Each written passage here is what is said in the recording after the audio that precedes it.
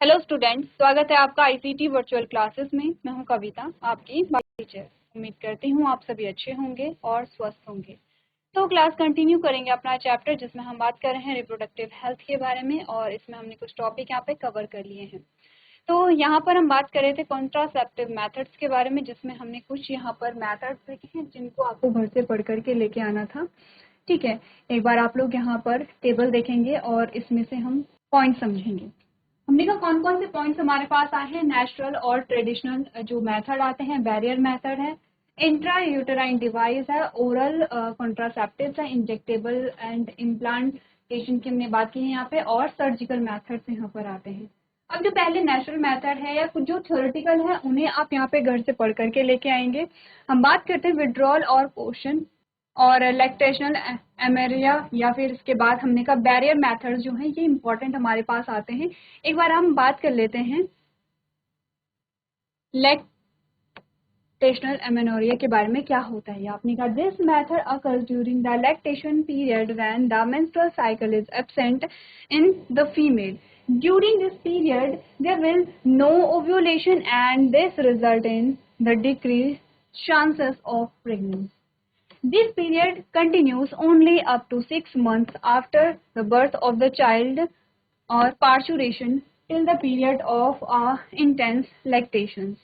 In case of natural barriers, there is no use of chemicals leading to no side effect, although its success rate is limited and the chances of a failure are also high. They are not completely safe. क्या बोला गया कि lactational amenorrhoea क्या है कि यह विधि स्तनपान अवधि के दौरान होती है जब महिलाओं में मासिक धर्म चक्र अनुपस्थित होता है। इस अवधि के दौरान ओव्यूलेशन नहीं होगा और इसके परिणाम स्वरूप गर्भधारण की संभावना कम हो जाएगी। यह अवधि बच्चे के जन्म के 6 महीने के बाद से लेकर के गहन स्तनपान की अवधि तक ही जारी रहती है।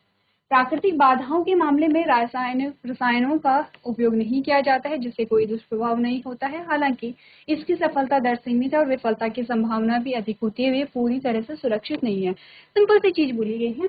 हमने कहा जब यहाँ पे पार्चुलेशन की प्रोसेस होगी और उस टाइम पे आपने कहा कि ये एक ऐसा पीरियड होता है कि वहां पे मेंस्ट्रुअल जो साइकिल है वो स्टॉप रहती है, जिसमें ओव्यूलेशन नहीं होता है। ठीक है,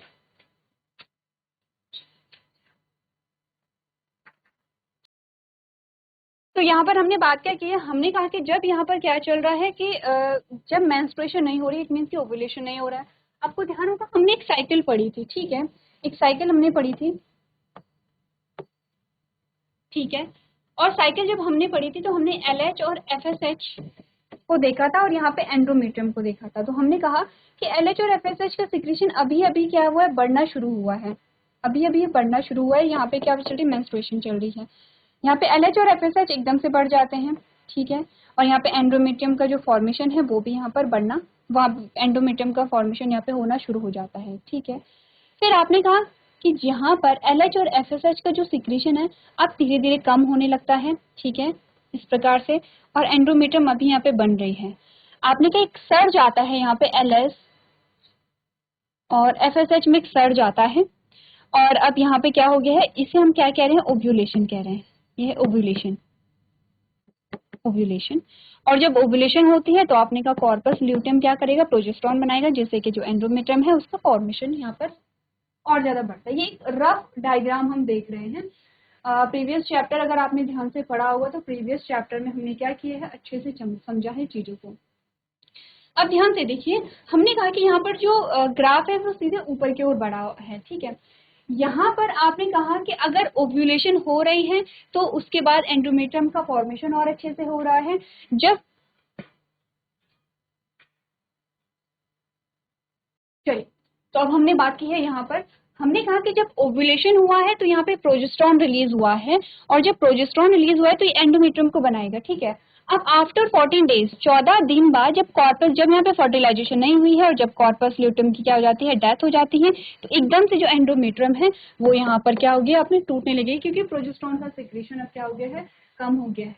तो ये सारी चीजें हमने समझी हैं। तो आपने कहा ये प्रोसेस हो रही है क्योंकि ओव्यूलेशन हो रहा है। अगर सोचिए कि ओव्यूलेशन ही ना हो तो फिर क्या होगा, यहाँ पर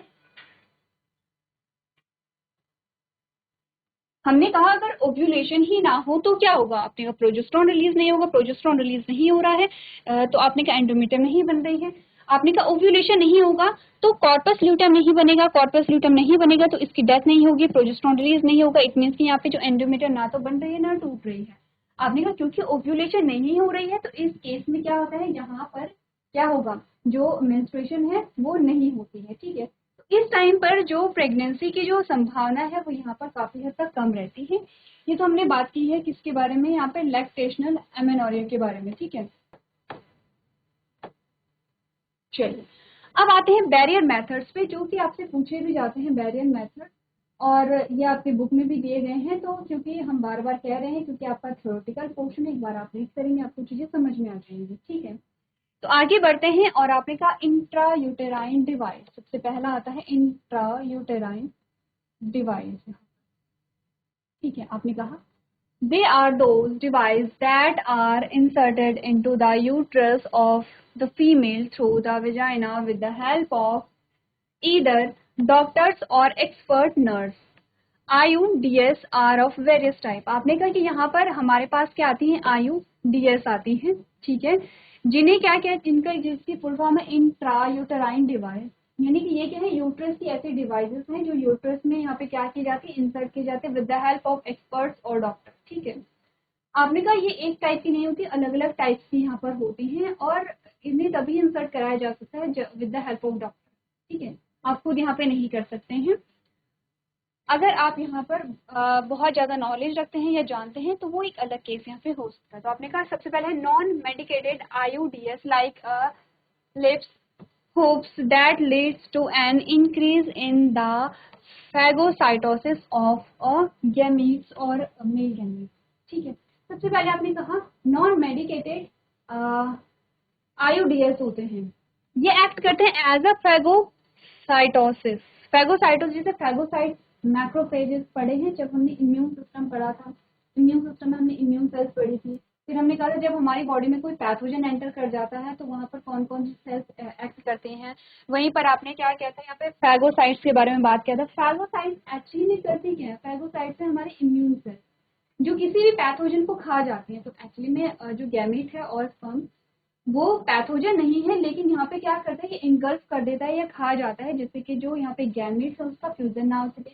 सेकेंड आता है copper releasing IUDs like copper T, copper 7 and Multiload 375 that result in the decrease rate of a gamete mortality. आपने कहा कि यहाँ पर कुछ और हमारे पास क्या आते हैं, डिवाइसेस आते हैं जो कि गैमीट की मोर्टेलिटी यानी गैमीट के मूवमेंट को ब्लॉक कर देंगे, गैमीट के मूवमेंट नहीं होगा। तो आपने कहा कि यहाँ पर मेल और फीमेल गैमीट एम्प्यूला वाले पोर्शन में नहीं आ पा रहे हैं। ठीक है, स्पेशली मेल गैमीट की बात हो रही है। IUDs that release a hormones like a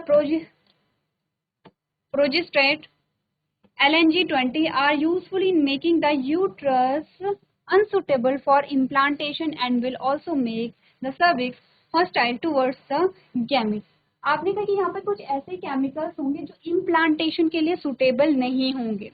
implantation नहीं होगी तो प्रेगनेंसी क्रिएट नहीं हो पाती, क्योंकि हमने कहा कि एक्चुअली में कब बोला जाता है कि प्रेगनेंसी क्रिएट हो गई है, जब सक्सेसफुल इम्प्लांटेशन हो जाता है तब कहा जाता है कि प्रेगनेंसी क्रिएट हो गई है, क्योंकि तभी यहाँ पर आपने कहा कि जो अल्ट्रासाउंड है तभी किया जाता है। ठीक है, तो आपने कहा कि स्टार्टिंग में जो साइन होता है प्रेगनेंसी का वो जब टेस्ट किया जाता है वो क्या है, HCG हमने वहाँ पे देखा था, और उसकी वो कब रिलीज हो रहा है, आपने कहा कि ये आफ्टर फर्टिलाइजेशन रिलीज हो रहा है। लेकिन जब प्रेगनेंसी क्रिएट हो जाती है कब, जब इम्प्लांटेशन हो जाता है। इम्प्लांटेशन कब होता है, जब हमने कहा कि जो डेवलपिंग एम्ब्रियो है वो यूट्रस की वॉल में क्या हो गया है, वहाँ पे इंसर्ट हो गया है। अब क्वेश्चन ये है, अगर आपने प्रीवियस चैप्टर अच्छे से पढ़ा है कि जो इम्प्लांटेशन हो रही है वो कौन सी स्टेज में हो रही है, स्टेजेस पढ़ी हैं आपने। आपने कहा ब्लास्टोमेर्स बनती हैं, फिर मोरुला बना है यहाँ पर। ठीक है, मोरुला के बाद अलग अलग स्टेजेस आपने यहाँ पे पढ़ी हैं, ब्लास्टोसिस्ट आपने पढ़ा है। तो अलग अलग स्टेजेस जो यहाँ पर होती हैं, आपने कहा कौन सी स्टेज में इम्प्लांटेशन होती है, एक बार आप लोग ये क्या करेंगे, इसे पढ़ के आएंगे और अपने नोट्स को देखेंगे। तो आपने कहा अंतर गर्भाशय उपकरण में क्या क्या है, ये वे उपकरण है जिन्हें डॉक्टर या विशेषज्ञ नर्सों की मदद से यहाँ पे योनि के माध्यम से महिलाओं के गर्भाशय में डाला जाता है। ये अलग अलग प्रकार के होते हैं। लिप्स हुक जैसे गैर औषधीय आईसीटी जो शुक्राणु के फैगोसाइटोसिस में वृद्धि का कारण बनती है। ठीक है, नेक्स्ट कॉपर टी या कॉपर 7 या मल्टीलोड 375 जैसे आईयूडी जारी करता है, जिसके परिणाम स्वरूप शुक्राणुओं की गतिशीलता की दर कम हो जाती है। आईयूडी जो प्रोजेस्टेट LNG-20 जैसे हार्मोन जारी करते हैं, गर्भाशय को आरोपण के लिए अनुपयुक्त बनाने में उपयोगी होते हैं और गर्भाशय ग्रीवा को शुक्राणुओं के प्रति प्रतिकूल भी यहाँ पर बनाते हैं। ठीक है, नेक्स्ट टॉपिक है, ये उपकरण आदर्श गर्भ निरोधक है और परिवार नियोजन को बनाए रखने के लिए महिलाओं के लिए गर्भ निरोधक का सबसे व्यापक रूप से उपयोग किया जाने वाला तरीका है। ठीक है, क्लियर इतनी बात? एक बार आप लोग पढ़ लेंगे हमने क्या क्या चीजें यहाँ पे discuss.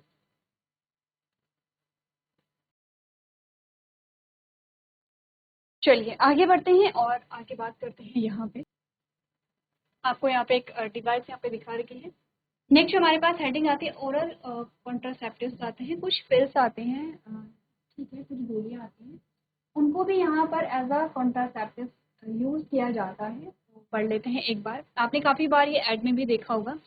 This methods includes the uses of pills that are a combination of oral administration of a progesterone or a progesterone estrogen। आपने कहा इस पद्धति में उन गोलियों का उपयोग शामिल है जो प्रोजेस्टेरोन या प्रोजेस्टेरोन एस्ट्रोजन के मौखिक प्रशासन का संयोजन है।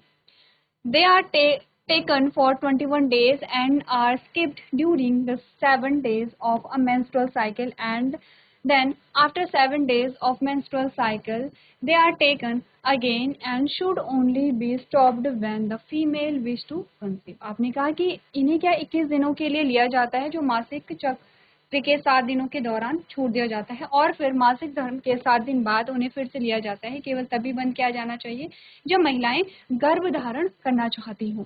There is a development of a hair pills called a Saheli that are taken once a week and are non-steroidal pills with very few side effects and helps in preventing ovulations and implantation and makes the cervix hostile towards the male gametes। आपने कहा सहेली नामक नई गोलियों का विकास भी हुआ है जो सप्ताह में एक बार ली जाती है और ये गैर स्टेरॉइड गोलियां हैं जिनसे बहुत कम दुष्प्रभाव होते हैं और ये ओव्यूलेशन को और इम्प्लांटेशन को रोकने में मदद करती है और गर्भाशय ग्रीवा को शुक्राणु के प्रति क्या बनाती है, प्रतिकूल बनाती है। ठीक है, तो यहाँ पर कुछ बहुत ज्यादा डिफिकल्ट चीजें नहीं है, सिर्फ ओरल कॉन्ट्रासेप्टिव में आपको 2 एग्जाम्पल यहाँ पर दिए गए हैं। ठीक है, तो आपने कहा कि यहाँ पर क्या है, एग्जाम्पल्स देखने हैं क्या क्या आपसे बोले गए हैं।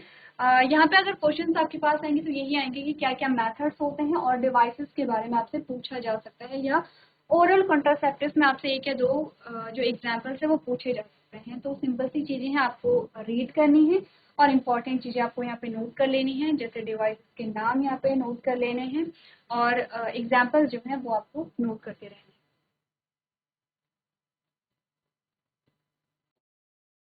चलिए आगे बढ़ते हैं और बात करते हैं यहाँ पर इंजेक्टेबल एंड इम्प्लांट्स की। आपने कहा देयर आर सर्टेन इम्प्लांट्स और injections that can also be taken by the females under the skin. आपने कहा कुछ ऐसे प्रत्यारोपण इंजेक्शन है जिन्हें महिलाएं त्वचा के नीचे ले सकती हैं। These are the combination of either a progesterone along or both progesterone and estrogen. They work almost similar to the pills but continue their effect for a longer time period। आपने कहा ये भी जैसे गोलियों के जैसा ही इफेक्ट दिखाएंगे लेकिन लंबे टाइम तक इनका जो प्रभाव है वो बना रहता है। तो आपने कहा ये क्या करते हैं, प्रोजेस्टेरोन या प्रोजेस्टेरोन एस्ट्रोजन दोनों का संयोजन है, लगभग गोलियों के समान ही काम करते हैं लेकिन लंबे समय तक अपना जो प्रभाव है वो बनाए रखते हैं। ठीक है, सर्जिकल मेथड्स हमारे पास आते हैं जो कि दोनों पे अप्लाई हो सकते हैं, फॉर मेल और female.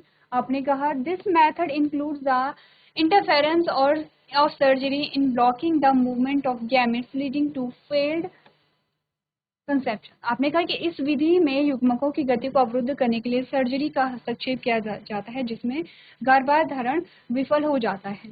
They are the terminal methods of contraceptions and are therefore also called sterilizations। आपने कहा ये गर्भ निरोधक की अंतिम विधियां हैं और इसलिए इन्हें नसबंदी भी कहा जाता है। In case of males, sterilization is called a vasectomy, while it is called a tubectomy in case of female. तो ध्यान रखने हैं, पुरुषों के मामले में नसबंदी को हम पुरुष नसबंदी कहते हैं, जबकि महिलाओं के मामले में से ट्यूबेक्टोमी कहते हैं। तो दो टर्म है, वेसेक्टोमी एंड ट्यूबेक्टोमी। आपसे यही टर्म पूछे जा सकते हैं कि कौन सा टर्म किसके लिए यहाँ पे यूज होता है। आपने कहा कि ये फाइनल मेथड्स हैं, यहाँ पर ये जो ये मेथड है ये क्या आपने कहा अंतिम है या लास्ट ऑप्शन यहाँ पर होता है, ठीक है।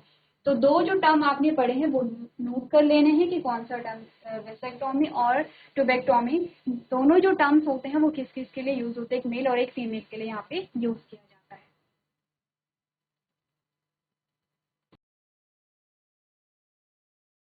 चलिए, तो ये हमने कुछ मेथड्स के बारे में यहाँ पर बात की है, ठीक है। नेक्स्ट हम बात करेंगे यहाँ पे मेडिकल टर्मिनेशन ऑफ प्रेगनेंसी, यानी कि एमटीपी क्या होती है। थोड़ा सा आप लोग एक बार फिर से लेके आएंगे एमटीपी के बारे में। तो क्योंकि हम बार बार कह रहे हैं थ्योरेटिकल चैप्टर है आपका, आप पढ़ेंगे आपको चीज़ें समझ में आ जाएंगी। अगर कहीं पे डाउट रह जाता है तो आप लोग यहाँ पे पूछ सकते हैं। तो आज के सेशन में हम इतना ही करेंगे। अभी तक क्लास में बने रहने के लिए आपका धन्यवाद।